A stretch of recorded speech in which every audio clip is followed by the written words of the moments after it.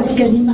Est-ce que vous pourriez présenter votre association et les actions que vous conduisez? C'est Bouche à oreille.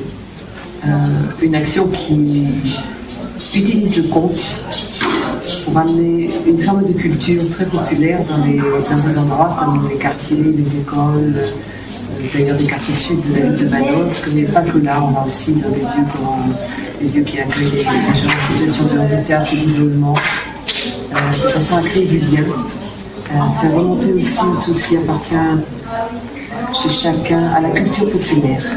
Et le conte, les comptines, les histoires, les légendes, tout ce qui vient tout ça qui vient de notre enfance, ce sont des outils merveilleux pour créer du lien, pour ramener des émotions et faire communiquer les gens entre eux doucement à partir de ce bagage.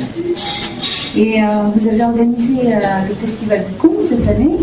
Et dans ce cadre-là, qu'est-ce que vous avez organisé dans le quartier prioritaire de la ville, Arc Sud de Manosque? Plusieurs événements. Il y a d'abord eu mercredi dernier l'atelier balénophone avec un conteur québécois, Simon Gauthier. C'est quoi balénophone? Le balénophone, c'est un instrument un petit peu mystérieux qui imite le chant des baleines. Donc avec Simon, on a passé, et puis une douzaine d'enfants, on a passé la matinée mercredi dernier à écouter le chant des baleines, essayer de les imiter et construire un instrument qui pouvait imiter le chant des baleines pour faire un petit cœur collectif à la fin de l'atelier autour de ça. Et aujourd'hui, nous sommes à l'école des plantiers. Qu'est-ce que vous avez organisé? Aujourd'hui, on a fait venir le conteur Boubacar Ndiaye. C'est un conteur sénégalais, un griot plus exactement. C'est pas tout à fait la même chose que chez nous pour les conteurs. Quelqu'un qui a été baigné dans la culture orale depuis sa tendre enfance et qui est un passeur d'histoire depuis des générations. Il est venu là apporter des messages que portent tous les griots en général dans leur pays d'origine. Lui, il est du Sénégal. Et globalement, qu'est-ce que vous pensez de l'impact de vos actions dans le quartier auprès des différents publics et est-ce que vous envisagez aussi des prolongements de ce que vous avez fait jusqu'à présent?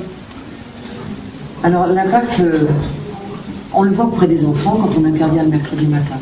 C'est-à-dire c'est un atelier régulier, enfin on vient au moins une fois par mois et ce qui nous frappe, c'est le plaisir et le bonheur des enfants à entendre des histoires, à avoir envie de raconter, malgré leurs difficultés parfois à écouter, à se poser. En tout cas, ils sont avides d'histoire, ils sont en faim, FAIM, d'histoire, même si c'est compliqué pour eux d'être là.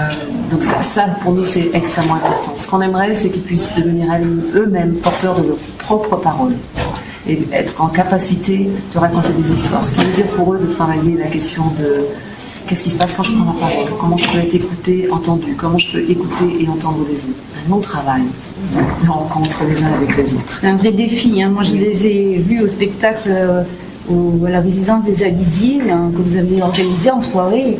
Je trouvais que les enfants étaient dissipés, que vous aviez beaucoup de mérite pour capter leur attention. Oui, mais on ne renonce pas. Et alors, paradoxalement, c'est pas obligatoirement les mêmes codes que nous, on peut mettre à certains moments, mais quand une soirée comme celle qu'on avait fait à la fin, début septembre aux Alisiers dehors, après les gens viennent nous voir, les mamans, les enfants, dis bien ton compte. Jeudi matin, on était à l'école de la Ponsonne, ce sont aussi beaucoup d'enfants qui sont au Ponche, aux Alisiers, qui sont là. Et quand on sort du spectacle avec la conteuse Gibigo, les enfants interprètent, dis bien ton pestac. C'est ça qui nous fait continuer. Aujourd'hui, il y avait peu d'enfants de l'école des Plantiers. On est dans l'école des Plantiers, les enseignants sont là, la directrice est là, malgré tout, il y a peu d'enfants. En même temps, on continue. Voilà, alors vous allez continuer et pour l'année prochaine, vous avez envisagé quel type d'action en continuité ou de Alors on continue à les compter aux Alisiers. On continue à faire venir des conteurs professionnels. Au mois de décembre, au Ponche, il y aura Mesdames Fils qui va venir.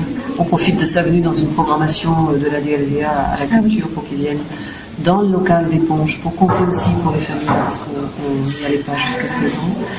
Il y aura d'autres compteurs professionnels qui viendront l'année prochaine. Nous, on continuera à aller aux Alisiers. On essaie de penser nos interventions de façon à permettre à la parole des enfants de s'organiser aussi pour qu'ils puissent aller compter devant d'autres et qu'ils prennent conscience de la valeur et la place de la parole dans l'échange avec l'autre.